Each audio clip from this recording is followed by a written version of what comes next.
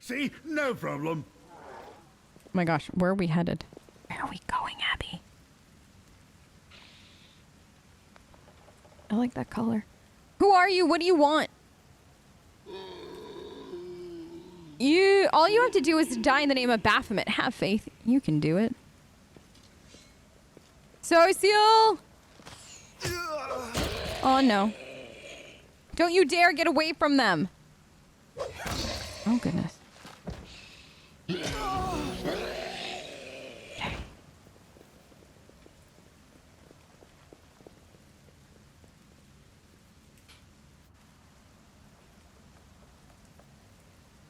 This is the end of your blasphemous magic. I won't let you harm the living or the dead anymore. Do you think I need your permission? Hey, you bone bag, stand up and kill.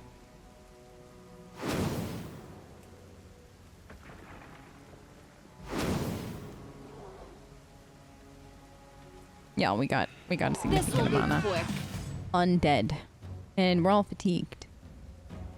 Okay. Did they just smack my dragon again? Yes. Okay, Lan. Necromancer you first. Won't survive me. Okay. Did you see that? I did. Kian, sweetie, you want to have a go with the skelly? Oh, okay. Abs. I've just wanted... Wait. Okay. There you go, girl. Yes! I love that spell. Time to share your treasures. Wait, is there more? Where?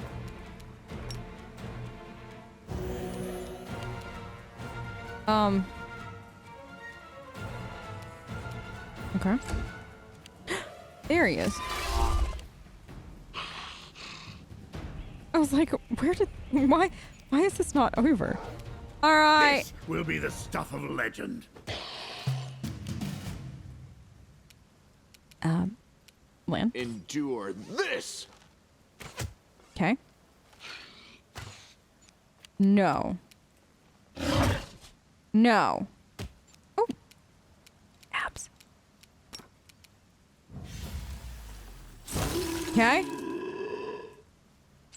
Where is... You're there. Okay, Woljif, can you get him? No, can you use that? Okay.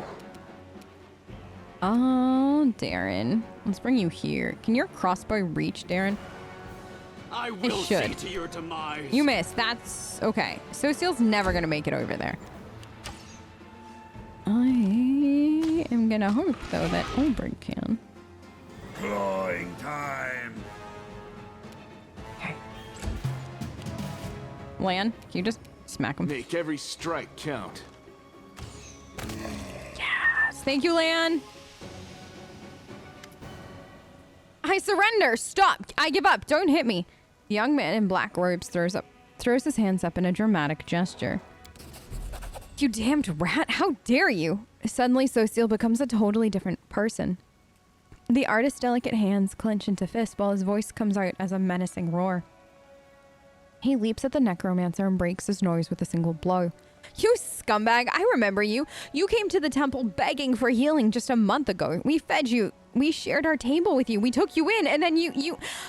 Well, I don't even know what I'm going to do with you. Or do to you. Stop it! I surrender your... Social ignores the necromancer's cries of pain, punching him right in his teeth. The necromancer spits blood but continues fighting past the wild blows in his increasingly bruised and busted face. You're a priest of Shellen. I surrender. So you have to spare my life. Your goddess demands it. Do you two know each other? We do. That's Nardi, a tailor's apprentice from Canabras. We healed him after he was mauled by a dog. Then he became a frequent visitor to our temple. He listened attentively to our sermons, studied the goddess's teachings, and praised our art. Social grits his teeth. Were you lying to our face the whole time?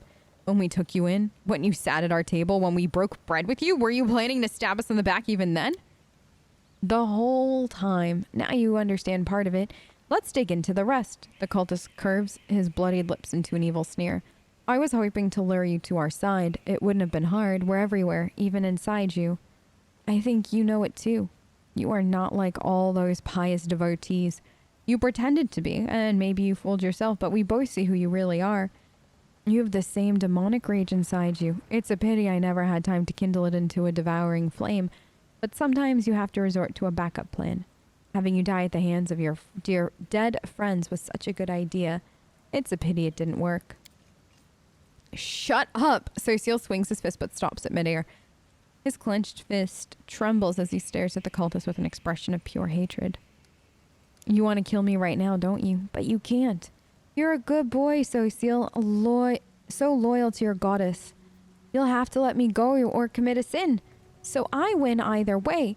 Witness the genius of our Lord Baphomet. Is he telling the truth? Your religion doesn't allow you to kill him? Yes, the Eternal Rose is known for her grace. She teaches us to show mercy to anyone who asks for it. It's one thing to slay an enemy in battle, but a captive, you must try to save their soul. To show them the beauty of the world, persuade them to abandon the path of evil. It's difficult, but the world is better for it. I'm just repeating your own sermons back to you. Come on, Sociel, try to make me repent my sins. Perhaps your kind words will make me abandon Baphomet's teachings. Run to Shellen for redemption and start knitting some masterpieces of my own. The cultist smirks impudently. Chaotic. Hit him some more, but careful not to kill him. Shellen says nothing about kicking a few teeth in. Good, stop and breaking your vow because of filth like him. Do you really believe the scum deserves a chance at redemption? Honestly, Sociel, do you? I don't know. May Shellen forgive me, but I've never had to struggle with this burden before. He looks at the cultist with visible disgust. I had no time to try healing the souls of villains. I was always preoccupied with healing the bodies of those hurt by them. The cleric looks up at the sky. Forgive me, Eternal Rose. You teach us to be merciful to our enemies and love them, but I am too weak, I'm afraid. Grant me absolution from this sin, for this kind of love is beyond me. I'm gonna go chaotic. Hit him some more, but be careful not to kill him. Shellen says nothing about kicking a few teeth in. Sociel knocks the necromancer down to the ground. Enough. He's defeated and will not disturb the dead. And will disturb the dead no longer. Pummeling him further is not justice, only revenge. I had absolutely no idea there was so much rage in me. It's a shame. A disgrace. I must admit that I enjoyed beating him. Forgive me for letting you see me like this. It should never have happened. Sociel wipes the necromancer's blood off his knuckles and steps away from him. You are the commander, and he is your captive. It's up to you to decide his fate. I surrender. Here, take everything I've got. Just don't kill me. The cultist turns out his pockets. What do you think I should do to him? Sociel stares at the cultist and then through clenched teeth utters, I have no right to decide whether he should live or die. You're in charge here. I will send a messenger with orders to imprison the cultist. His deeds will be punished. Then I condemn him to... No. I don't think Abby's gonna let him walk away from this. I don't think he gets to walk away. What do you think, Abs? I condemn him to death. His sentence will be carried out immediately. No, please listen, You silence the necromancer forever with a single well-aimed blow. Sociel bows his head. May the goddess forgive him, for I will not. He looks at you. Thank you for taking this sin upon yourself. I know that we could have asked Sociel to do it. And then technically, I don't think it would have been a sin as far as his goddess is concerned because it was an order from his commander kind of thing. But at the same time, Abby is definitely the sort of commander that if she can take some of the stuff on herself and not lose sleep over it and save somebody like Sociel the grief of it, she will. So, and I do like that, like, this is the line, thank you for taking this sin on yourself. For Abby, it's no skin off her back in that. You saw what he did. He tricked them all. He got them all killed, and then he raised them from the dead to kill Sociel himself. Like, nothing but pure evil. There was no redemption. And like, I don't think she's gonna lose much sleep over it. And if she does, well, we have Kian to talk to about it. And I'm sure she will if that ends up being the case. But I don't think Abby's gonna lose sleep over that guy. Sociel examines the devastated graveyard, then diverts his attention to the terrified townspeople. It's all right. You're safe now. We should bury the bodies again. This is a place of peace, and we must not leave it desecrated like this. The townsfolk are clearly terrified of even looking at the fallen undead, but Social's soft words reassure them. As they work together, the graveyard soon regains its tranquil appearance. After a prayer, Social bows his head before the graves of his friends for the last time. May the eternal rose grant them peace at last. Let's be on our way. We have many more innocents to protect from the horrors of this war. Okay, so we did it. We managed to do that favor for Social. How horrible. I'll never sleep again. Dreams will be forever. Yeah. Wait. Who is that guy? That was, he's like standing upright. That's actually not funny, but kind of funny. Is this the way out? Yes. First demons, now the undead. When is all this going to end? I don't know. Follow if you dare. Does it get to end when it comes to everything that's going on? Let's head back home. And we'll plan to sleep there. Where's my camp now? Did I move it? Is that home now? I think so. I think that this is our base. We're like well past fatigue though.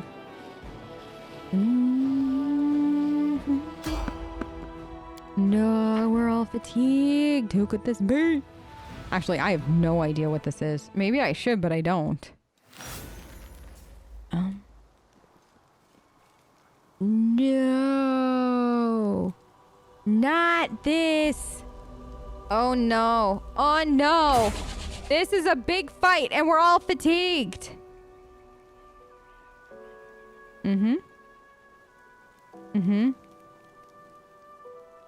This fight should be a lot. This should be a lot of fun, y'all. We'll definitely gonna have Darren give us a quick. And then Abby, We should move. we're gonna. Can you give heroism to Ulbrig? Okay. And then we'll do it to Cercial too. How long does that last? 50. Oh, that lasts an hour at this point. Okay, good. All right. Let's go talk to these people and hope that we all don't die a horrible death. Through the mist, you spot the flickering flames of a campfire. 3 figures wrapped in crusader cloaks are huddled next to it. A stout, smiling dwarf, a brash, dark-haired halfling, and a delicate-looking woman who appears to be very young. The crackling campfire is driving away the bleak fog and promising warmth and rest for tired legs.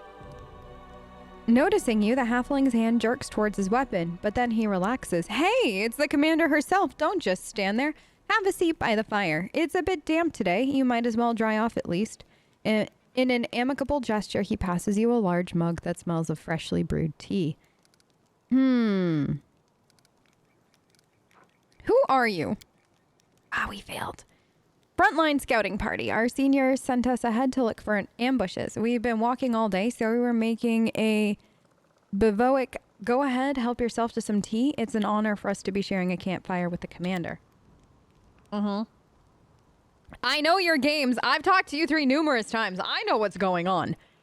The dusty boots, the patched cloaks, the mess kits laying next to the campfire all mark these 3 as seasoned scouts. Rubbing his hands excitedly, Woljif casts a hopeful look at the mug of tea, then at you. Chief, just so you know, walking away from campfires where folks give you free food is a sin in the eyes of the gods. Woljif, hold on. Look around to make sure that this place is safe.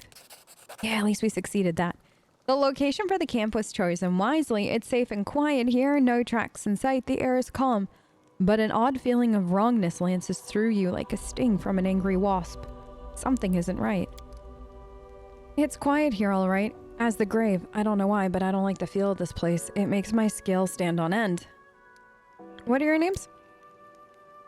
Proudly lifting his chin, which bears a white scar, the halfling says, I'm Sergeant Velm, the leader of the gang of daredevils. You can tell by Velm's appearance that he's a fighter. He sports a nose that's been broken more than once, well-fitted gear, a gusty spark in the eyes. All the hallmarks of a feisty, courageous warrior. The dwarf grunts and grins. Why would you call our heroic squad a gang, Velm? I'm Tran, foot soldier, cook, quartermaster, the mother hen of this lot. And the one who sets up the tent for Asti, given that she doesn't even have the muscle to drive a stake into the ground. With a smirk, Tran glances at the woman, who immediately turns red in the face. The sweet and terribly young cleric opens her mouth to say something, but shuts it immediately and blushes even more. Finally, she mutters sheepishly, "I am Asti.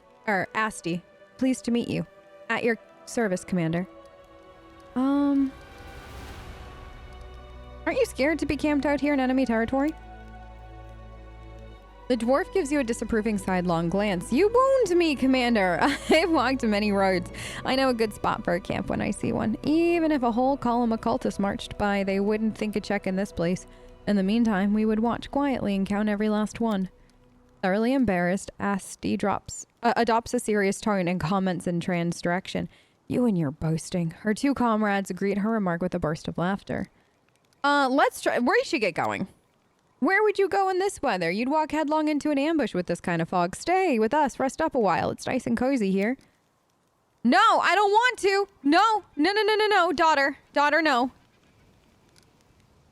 Your legs buckle, unable to bear the weight of your body. The mug that has somehow appeared in your hand hits you with a fragrant cloud of steam. The best you've smelled your whole life. All right, Ulbrich. Save her. Where did you get an extraordinary tea like this? Oh, thank you, Ulbrich. I can tell the commander knows more about cooking than some. Tran leans over to you and says weightily, "It's Cat's Holly. I bought it from a merchant in Absalom. Worth every coin, though, eh?" Cat's Holly? The name sounds vaguely familiar, but you've never heard of it being used in cooking. You seem to recall it causes delirium. Apparently, being this far from the discipline of strict officers, the scouts decided to indulge in some happy dreams. I'm afraid I have no time to spare. You attempt to stand, but your legs give out from exhaustion. Your whole body protests against the mere thought of going anywhere. The sudden weakness you're feeling is very suspicious. The sickly sweet scent coming from the mug in your hand leads you to think that you've been drugged. Come now, Commander. Where's the sense in going ahead of the scouts? What if you walk into enemy lines? You'll lose your head for nothing. The army won't last long without you. Get a good night's rest with us. Set out first thing in the morning. Nope. Smirking brazenly, the halfling licks his lips with a surprisingly long, oh god, no, this next descriptor. Pustule covered red tongue. Would you look at that? She didn't buy it. Enough of this masquerade then, everyone. No more games. The figures by the fire ripple and transform. 3 gray-haired, dark-skinned elves watch you with mocking sneers. Their twisted, grimacing faces look demonic. From the haze, more previously unseen shadows materialize. They are all just as loathsome and unsettling. The campfire emits a sickly sweet, intoxicating smell, and in the squat kettle, you see some slimy mushrooms swimming in a disgusting, boiling slurry. What was the point of this? Lady Anamora desires your head and will gladly deliver it. The elf whose voice as Tran was so convincing lets out a repulsive snicker. So who are you? The one who is pretending to be the halfling makes a face, mimicking you in an obnoxious voice. Who are you? We are the servants of Lord Discari, and you are the pitiful insect that got caught in our web. The elf who is masquerading as the cleric Asti gives you a lecherous smile, enthusiastically dragging her tongue along the blade of her dagger. Did you like sweet little Asti? Did you want to play with her in your tent? Let's see who the real prey is. This will be quick. So, you might have noticed that Kian is, well, not full size again. He is quite a lovely size all of a sudden. Not going to be stepped on. I did update them. So we're good on that front at least. We'll drift. Me, all right? Yeah, do that. Oh my gosh. Okay. Dun, da, da, da, da. Abby's going down. Darren, let's do big heals. Okay, did everybody get some? Ish. Dun, dun, dun, dun. Let's do this. Abby! Sweetheart! That's fine. It's fine. How are you the commander, girl? He was right in front of you. Dun, dun, dun. Were you too close? Is that like one of those cases where she might have just been too close? Or this guy's got... Begone, fiend! This guy might got something on him that makes him easier to miss, and I haven't bothered to. Never mind, Soysiel can hit him. I don't know where this person is. Ulbrig! Go save her. They don't know how fragile they are. No, they don't, Ulbrig. Make him pay. Can you do a hit? This will be the stuff of legend. He can't do anything right now. Okay. You missed! Gosh, you critically hit her. Hey, Kian. Can you go save your mother? Dun dun dun dun dun dun. Dun. You missed. Okay. Another drow. Drow knife master. Sneak attack. Abby is definitely on her way to Stab you or dying. zap you? Why not both? Make it both! A mere flesh. How Oh gosh. this happen? I don't know how it happened, Abby. We'll miss you. Wait, can he resurrect you? Okay. Yeah, Abby's back-ish. We'll see what happens. This was a terrible idea. Abs? You just go. You wanna? Can you? Don't hold back. Never mind. We're just gonna leave her there. Just gonna leave her there, y'all. She just gonna go into nights. Take a nice little nappies. You won't We're gonna let Lan survive me. do this. You missed that one, Lan. That's okay. Soysiel. I will bring down the Oh, divine good wrath. hit. And then that. Okay. Ulbrig.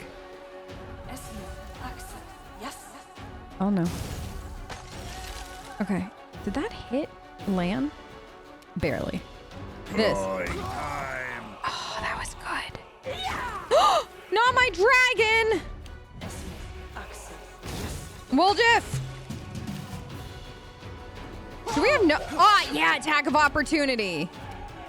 All right, finish Distract them. for me. Okay. Who's it going for? Lan. Crud. Darren. If we lose Lan, we're in trouble. Thank you. That drow is like entirely too close to you. This. Or not. I guess you can actually hit somebody that close. All right, Soysiel. You want to go start heading this way? Rose, I call upon you. Okay. Begone, fiend. Okay. We're just gonna put you there. Attack of opportunity missed, but still it was there. It's the thought that counts. Can you... I forget. I don't think you can fly, right? And then there's no way... like, honestly, at this point, this is like a Time Lan to share off. your treasures. You missed. Okay. Good. What? Stop hitting him. Darren, you've got a crossbow. Out of my sight. Did you miss? Can you do it again? No? Okay. Lan, one more time with feeling. Make every strike You missed. count. Good. One more. Yes. Okay. Soysiel, Fall. you missed. Now this person's come. All right. I guess I'm gonna start moving Ulbrig in. I was kind of thinking. Never mind. I was kind of thinking I wouldn't have to, but looks like we had to. Or more. I was hoping we wouldn't have to, and we didn't in the end. What are they? Oh. Okay. I'll take that. Anything here? Good. Anybody else we have? Oh, we haven't looted any of this. Or this. This. Okay. And let's just not, just in case. I don't think we're gonna run into anything else while we're out and about, but just in case, let's do a nap, y'all. I don't think there's any. You are a complicated person, Darren. I do respect you for your healing talent. Anyone who eases another's suffering cannot be entirely hopeless. You may want to recall the circumstances in which I received my healer's gift. Here's a hint. It wasn't of my own choosing, I would have rather avoided that episode in my life.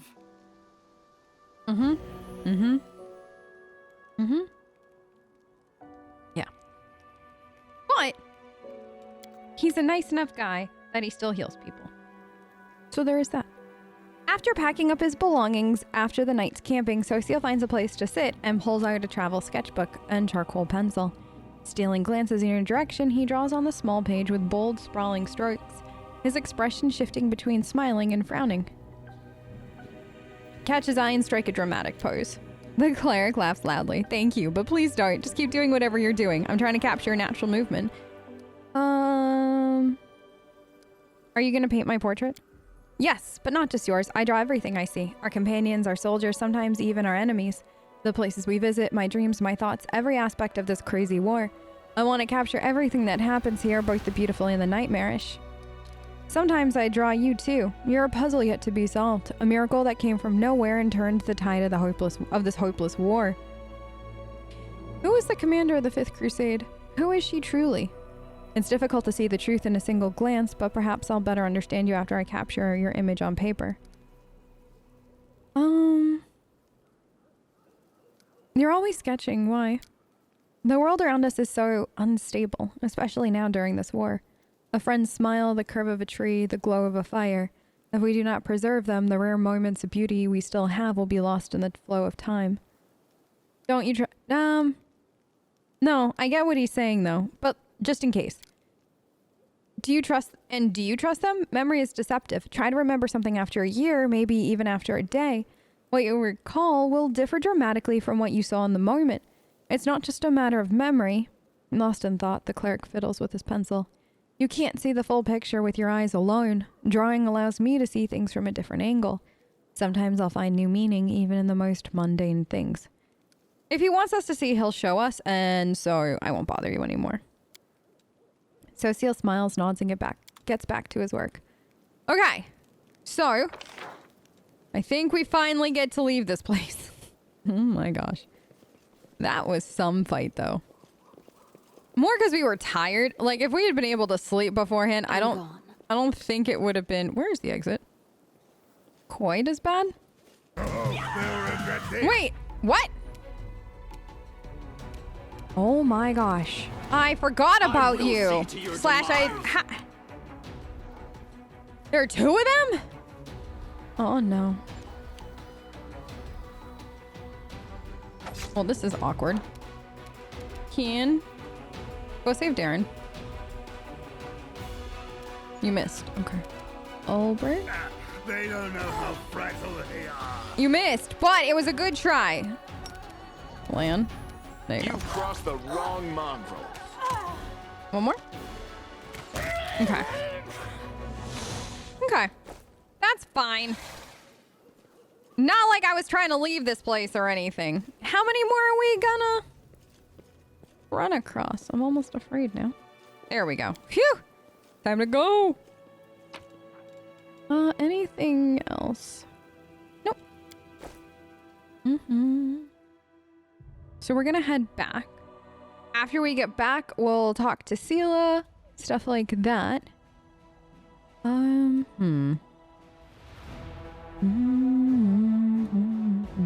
We never did this. We just slept. I'm kind of curious now.